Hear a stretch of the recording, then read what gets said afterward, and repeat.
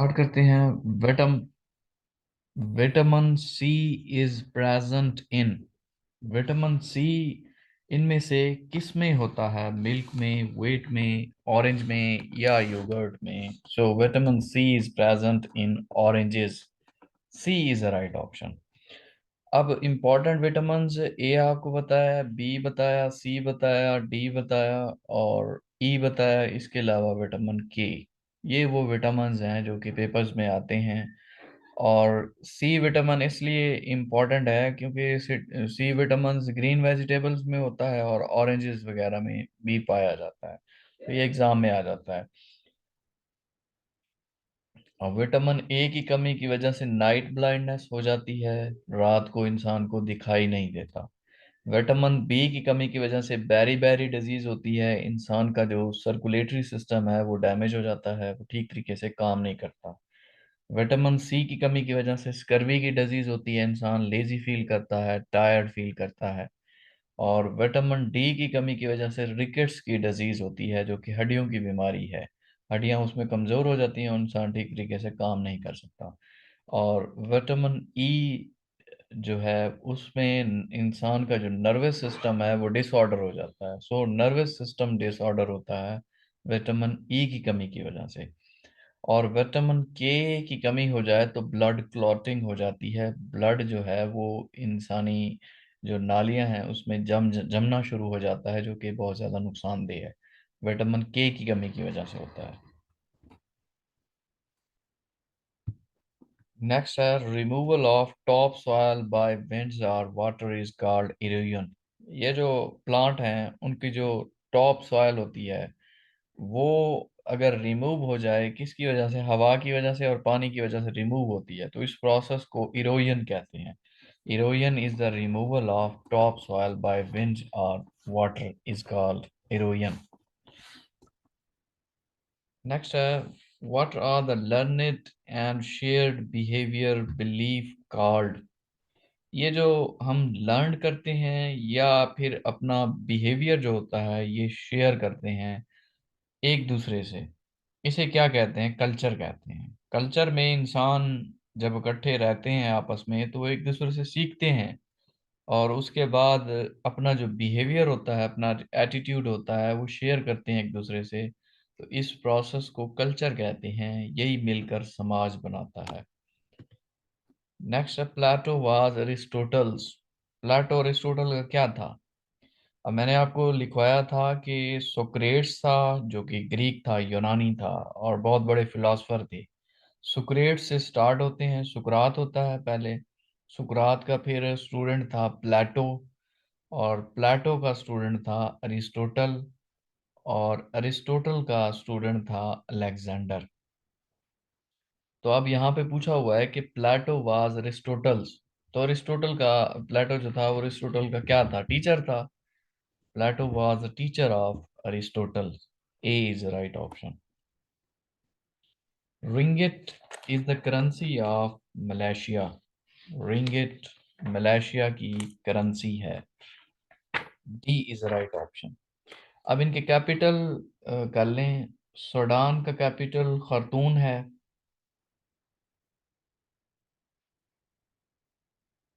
Nigeria capital Abuja है।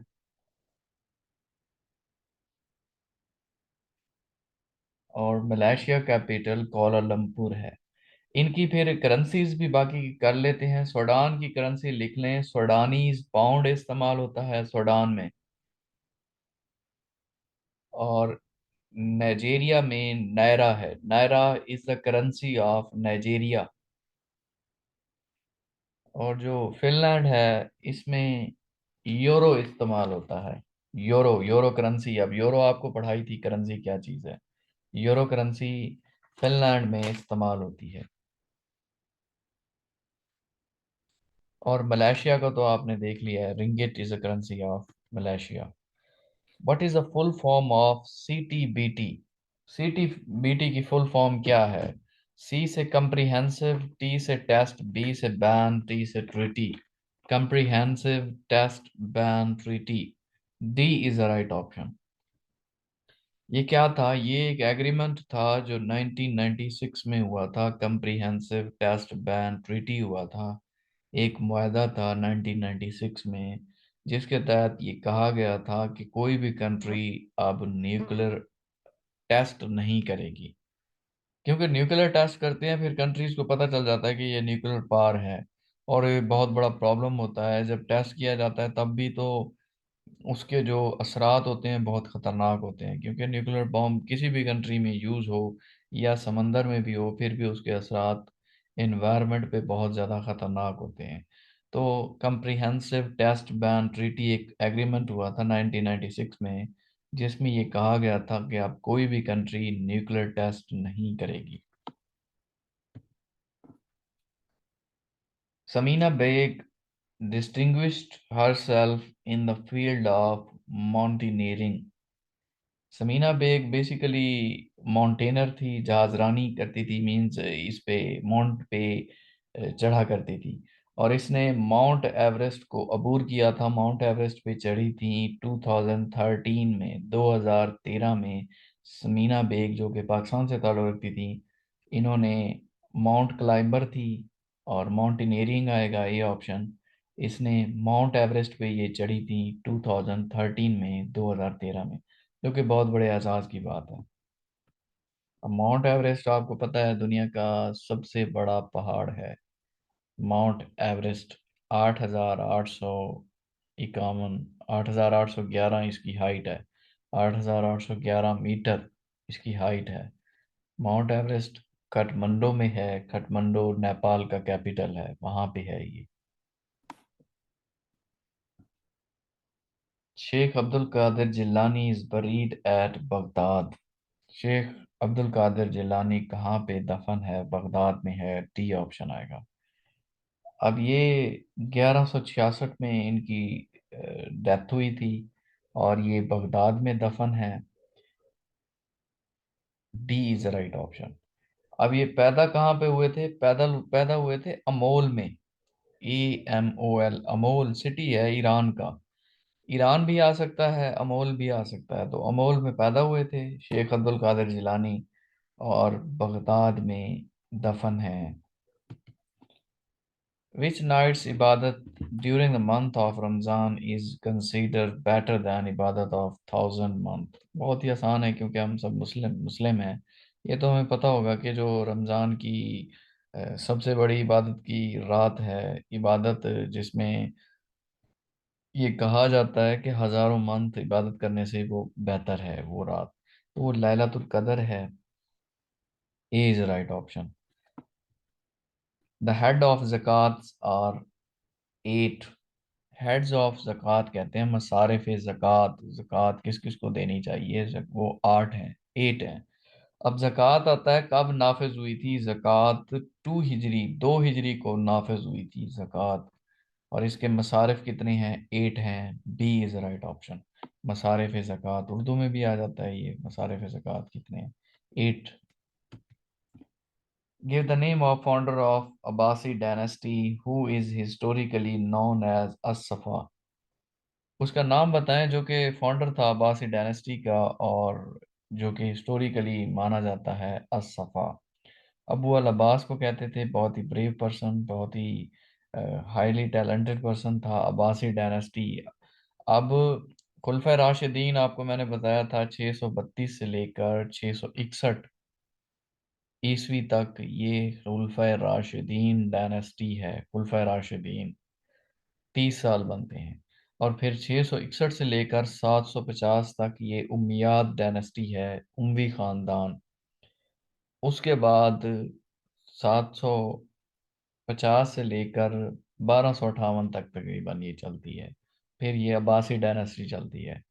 और founder of अब्बासी डायनेस्टी कौन था? अबू अल अब्बास था। B is right option. Swim is to fish. अब ये अनोलॉजी है। अनोलॉजी भी आ जाती है एग्जाम में। इंग्लिश पोर्शन का ये क्वेश्चन है। Swim is to fish. Swim तैरना किसका काम है? फिश का। As walk is to walk, चलना किसका काम होता है? मैन का होता है। बर्ड नहीं चलता, चेयर नहीं चलती, लेग्स नहीं चलती। मैन।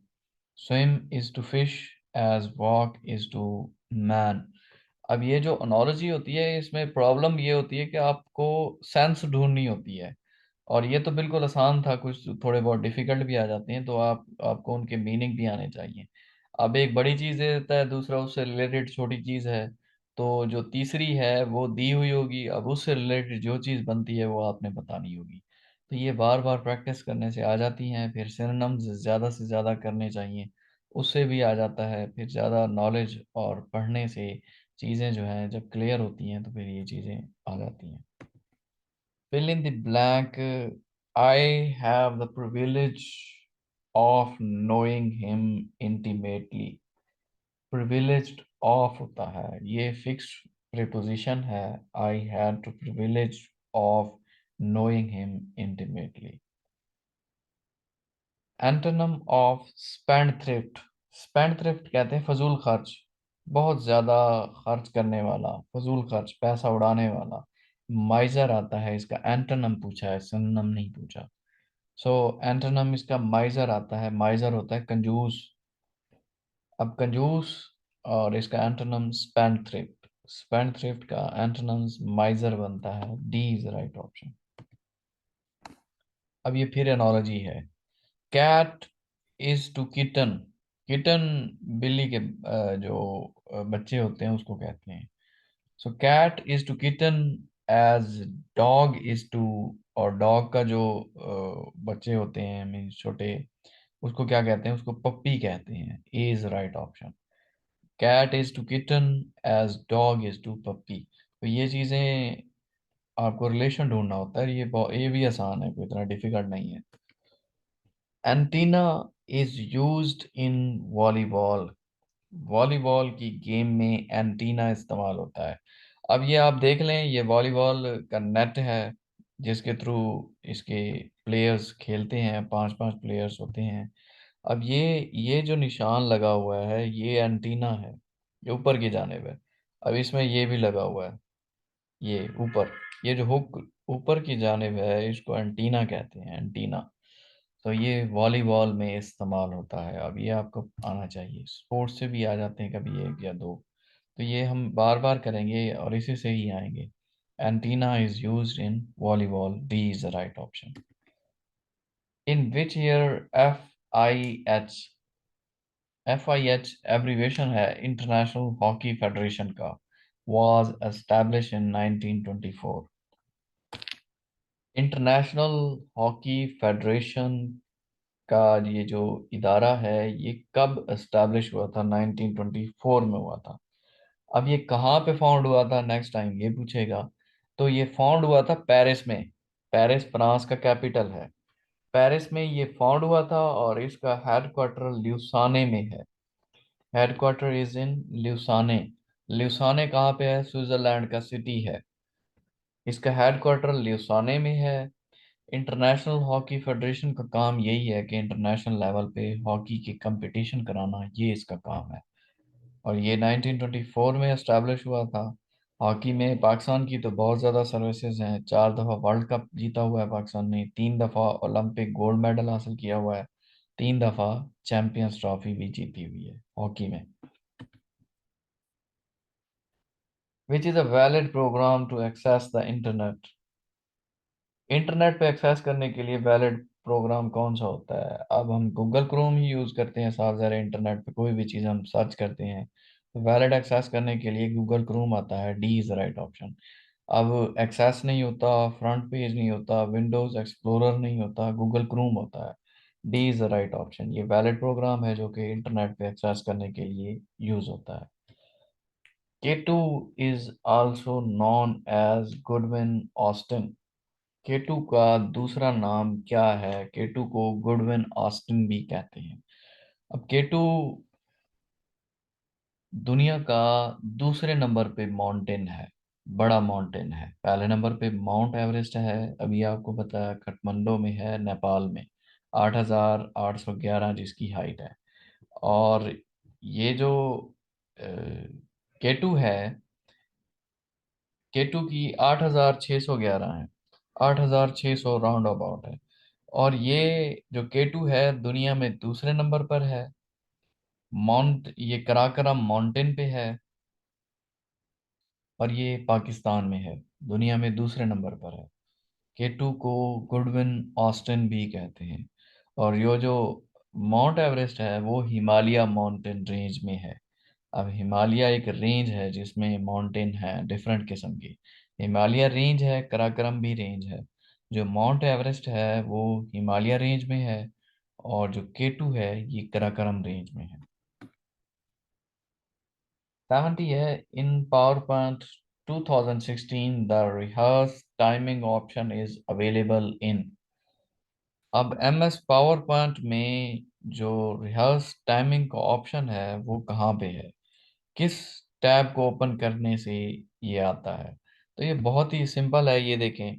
स्लाइड, ये सारा ओपन किया हुआ है एम एस पावर पॉइंट। अब हमने क्लिक किया हुआ है स्लाइड शो पे।